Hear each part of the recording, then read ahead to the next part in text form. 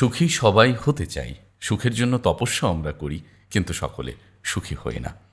অনেক সময় সুখী না হবার পেছনে কপাল, স্রষ্টা, আল্লাহ, ঈশ্বর, বিভিন্ন মাধ্যমকে আমরা দায়ী করছি। একেবারে দায়ী করা উচিত নয়। সুখের পেছনে আপনার বা আমারও করণীয় রয়েছে, সেইটা আমরা ঠিকঠাক মতো করছি কিনা এটি যাচাই করা প্রয়োজন। তবে সবার আগে জানা প্রয়োজন সুখ কিসে আসে, কিভাবে আসে, সুখ কিভাবে অর্জন করা যায়। এই প্রশ্ন, জিজ্ঞাসা বা অনেকে জেনেও আমরা সুখের জন্য কাজ করি না, এই ঘটনাও কিন্তু নিয়মিত ঘটছে। যদি আমরা জানতে চাই সুখ কিসে আসে, টাকায়, সম্পদে? একদমই না। খুব সুদর্শন চেহারাই? একদমই না। অনেকে ভেবে থাকে খুব শক্তিশালী চেয়ার অর্থাৎ ক্ষমতার দম্ভে সুখ আসে, তাও না।